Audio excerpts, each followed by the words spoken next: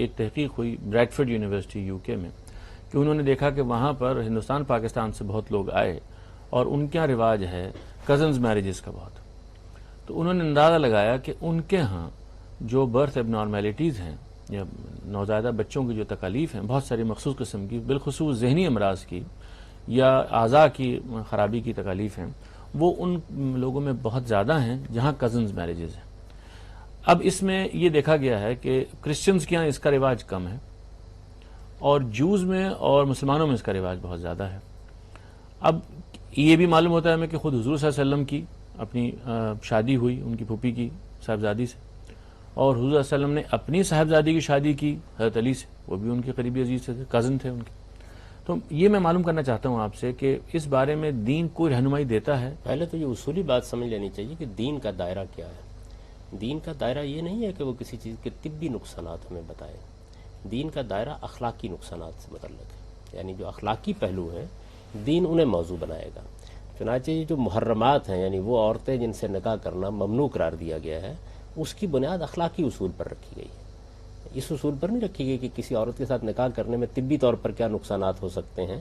اس اصول پر رکھی گئی ہے کہ کن عورتوں کے ساتھ نکاح کرنا اس تعلق کو فحش بنا دیتا ہے.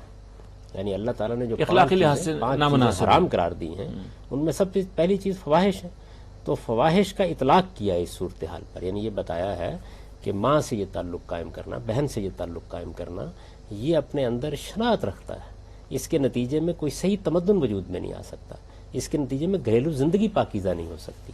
اس کے نتیجے میں رشتے وجود میں نہیں آ سکتے اور رشتوں کا تقدس قائم نہیں رہ سکتا. تو یہ اخلاقی پہلو ہے. دین کا اصلی موضوع یہ چیز ہوتی ہے. چنانچہ اخلاقی لحاظ سے اس نے ایک فہرست مرتب کر دی ہے کہ آپ یہاں نکاح نہیں کر سکتے. کسی نکاح میں طبی طور پر کیا نقصان ہے, کب ہوتا ہے, یہ انسانی تحقیق سے متعلق ہے. تو جو شادیاں عام طور پر پہلے ہوتی رہی ہیں قبائلی زندگی میں وہ تو قریبی اجزائی میں ہوتی تھی. اس کی وجہ یہ تھی کہ قبائلی زندگی میں اس کی ضرورت ہوتی ہے کہ لوگ آپ کے آوان و انصار بن کے کھڑے ہوں. وہاں یہ بڑا مشکل ہوتا ہے کہ آپ اپنی مدافعت کے لیے کسی دوسرے سے کو مدد لے سکیں. آپ کے رشتہ دار, آپ کے اعزاء, آپ کا قبیلہ ہی آپ کی مدافعت کے لیے کھڑا ہوتا ہے. اب بھی جہاں جہاں قبائلی تمدن موجود ہے, ابھی بھی دنیا میں ہے بہت سی جگہوں کے اوپر, تو وہاں زیادہ تر شادیاں اسی طریقے سے ہوتی ہیں. کسی چیز کا طبی نقصان سامنے آ گیا فرض کیجئے تحقیق کے نتیجے میں, تو آپ اس سے بچ جاتے ہیں. یہ معاملہ باقی سارے امور میں بھی ہو رہا ہے. آپ سگریٹ نوشی کو دیکھ لیجئے, یعنی سگریٹ نوشی جو ہے اس کے اندر اخلاقی پہلو زیر بحث نہیں تھا, دین نے اس کو موضوع نہیں بنایا. اب معلوم ہوا کہ اس کا انسان کو نقصان پہنچتا ہے, طبی نقصانات سامنے آ گئے, تو ہم ساری دنیا کو کہتے ہیں کہ اس سے بچنا چاہیے. اگر اس میں یہ قباحت ہے, ظاہر قدرتی کی طرف سے اللہ نے جو نظام بنایا ہے اس کے اندر اس چیز کے اندر یہ مسئلہ پیدا ہو رہا ہے, تو کیا ایسا نہیں ہونا چاہیے تھا کہ اس بارے میں کوئی عمومی ہدایت ہوتی یا حضور کا عمل یا حضور کی ہدایت؟ جبکہ ایک جگہ میں نے یہ بھی پڑھا کہ حضور نے غالباً کسی روایت میں یہ فرمایا بھی ہے کہ شادیاں ذرا دور کیا کرو. اس طرح کی کوئی روایت میری نظر سے تو نہیں گزری, لیکن اگر فرض کر لیجیے ایسی کوئی بات بھی ہو تو وہ بھی کسی اخلاقی پہلو سے ہوگی. یعنی دین کا اصل میں یہ دائرہ ہی نہیں ہے. ایک چیز آپ کے لیے نقصان دہ ہے اس کو آپ اپنی عقل سے جان سکتے ہیں, نقصان دہ ہے طبی لحاظ سے, جسمانی لحاظ سے یا کسی اور پہلو سے, اس کے لیے انسان کو عقل دی گئی, اسی کی بنیاد پر فیصلے ہوں گے. اس میں دین سے تقاضا ہی نہیں کرنا چاہیے. ایک معاشی طریقہ ہے, مثال کے طور پر معاشی عمل ہے, اس میں کوئی آپ کو نقصان پہنچ سکتا ہے, آپ کی معیشت کو, آپ کی معاشرت کو نقصان پہنچ سکتا ہے, اور وہ نقصان بالکل مادی نقصان ہے, دین اسے موضوع نہیں بنائے گا. آپ دیکھیں نا حفظان صحت کے بہت سے اصول ہیں جو آپ ہی دریافت کریں گے. مچھروں کو مارنا ہے, کون سے مچھر سے ملیریا پھیلتا ہے کون سے نہیں پھیلتا یہ آپ ہی طے کریں گے. کون سے جانور ہیں کہ جن کو آپ کو سوسائٹی سے ختم کرنا چاہیے یہ آپ ہی فیصلہ کریں گے. اس طرح کی تمام چیزیں جتنی ہیں ان کے بارے میں اصل میں یہ انسانی عقل ہے جس کو فیصلہ کرنا چاہیے. چنانچہ اگر تحقیقات سے یہ معلوم ہو جائے تو لوگوں کو آپ اس کو شریعت کے ممنوعات کی حیثیت سے نہیں بلکہ طب کے حوالے سے متنبع کریں گے, جیسے سگریٹ پینے سے روکتے ہیں. اگر اس چیز کو یہ کہا جائے کہ دین نے جو رشتے بیان کیے جہاں شادی ہو سکتی ہے اور یہ اس میں مباح رشتوں میں شامل ہے نا, یعنی یہ حرام نہیں ہے بلکہ حلال رشتے ہیں جہاں شادی ہو سکتی ہے, تو لوگ یہ اعتراض کرنے کا کوئی تو موقع نہیں پا سکتے کہ بھئی دین نے چونکہ ایک ایسی جگہ اجازت دے دی ہے جہاں یہ مفسدہ موجود ہے. اس بات کو یوں بیان کرنا چاہیے کہ ہر جگہ شادی کرنا جائز ہے سوائے ان رشتوں کو جو دین نے ممنوع قرار دیے ہیں. تو ایک چیز جائز ہے, جائز اور مباح ہے جس کے بارے میں ہماری عقل فیصلے کرتی ہے. جس چیز کو اللہ تعالیٰ ناجائز قرار دے دیتے ہیں اس کی بنیادیں تو اخلاقی ہوتی ہیں, وہ انہوں نے ناجائز قرار دے دیا. یعنی پھر تو ہونا یہ چاہیے تھا کہ جہاں جہاں کوئی نقصان ہو سکتا ہے بعض نسلوں میں کوئی نقصانات کل سامنے آ جائے, ہو سکتا ہے کہ بعض نسلوں اور بعض قبیلوں کے مابین شادیوں میں کوئی نقصانات سامنے آ جائے. تو یہ دین کا موضوع نہیں ہے. سب سے پہلے ہمیں یہ فیصلہ کرنا چاہیے کہ دین کن چیزوں سے متعلق, دین کا سکوپ کیا ہے. دین کا موضوع اصل میں اخلاقی تطہیر ہے, اخلاقی تزکیہ ہے. طبی نقصانات دین کا موضوع نہیں ہے. یعنی یہ چیزیں ہیں ہی ہمارا موضوع, اور ہمیں اس پہ تحقیق یعنی یہ بات بھی پھر اس سے ثابت ہوگی کہ دین ہی ہر بات کا جواب نہیں دے گا. یعنی اگر کوئی جاننا ہو کسی چیز کے بات کو خود رسالت میں آپ صلی اللہ علیہ وسلم نے واضح کر دیا. آپ نے بتایا کہ میں تمہیں دین بتانے کے لیے آیا ہوں, میں تمہیں کھجوروں کو پیوند لگنے کے طریقے بتانے کے لیے نہیں آیا. یہ جو واقعہ آپ نے چارپائی کیسے بنانی ہے, آپ نے ایٹم بم کیسے بنانا ہے, آپ نے کسی دوا پر کیسے تحقیق کرنی ہے, یہ دین کا موضوع نہیں ہے. ہمیں یہ جاننا چاہیے. دیکھیے آپ جب ایک ڈاکٹر کے پاس جاتے ہیں تو آپ اس سے انجینئرنگ کے مسائل پر تو کوئی ہدایت نہیں لینے کی کوشش کرتے نا. یہ تمام چیزیں اللہ تعالیٰ نے عقل انسانی پر چھوڑ دی. کہاں کوئی نقصان ہے آپ کے لیے, کہاں کوئی فائدہ ہے آپ کے لیے, آپ اگر عقلی لحاظ سے, علمی لحاظ سے اس کو جان سکتے ہیں تو آپ اس کو جان لیں گے. دنیا میں بے شمار چیزیں ہیں جن کے فوائد نقصانات کو ہم جانتے ہیں, عہد بہد ان میں تبدیلیاں ہوتی ہیں, دوائیں ہم نئی سے نئی دریافت کرتے ہیں, ان کے نقصانات سے واقف ہوتے ہیں. اسی طریقے سے موسموں کے معاملے میں جو تغیرات پیدا ہوتے ہیں ان سے بچنے کے اسباب پیدا کرتے ہیں.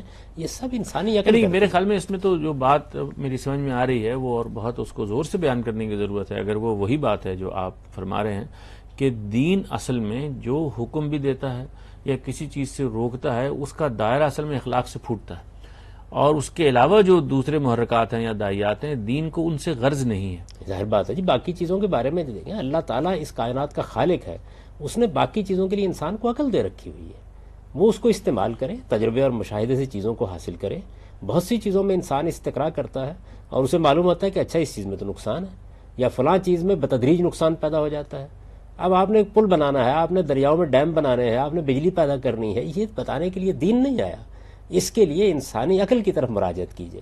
ورنہ تو یہ ماننا پڑے گا کہ اگر یہ ساری چیزیں دین کا موضوع ہیں تو اس وقت سب سے زیادہ دین کے نقطہ نظر پر قائم پھر مغرب ہوگا.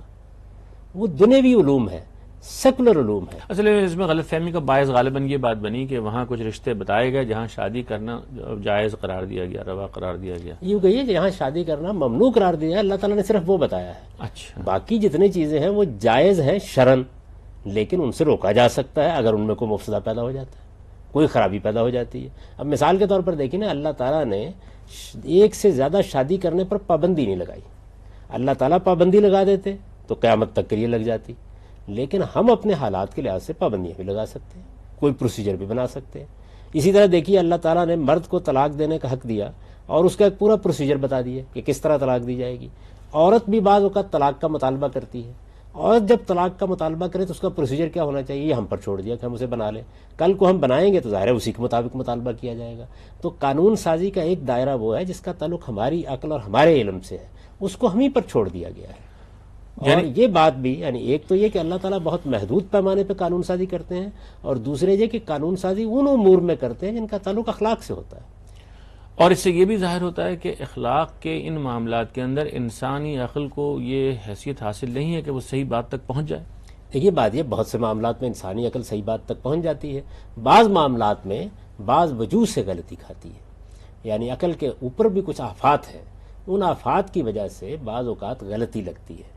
وہاں انسان اپنے مفادات کا تابع ہو کے, اپنے تعصبات کا تابع ہو کے, اپنے جذبات کا تابع ہو کے غلط فیصلے کر لیتا ہے.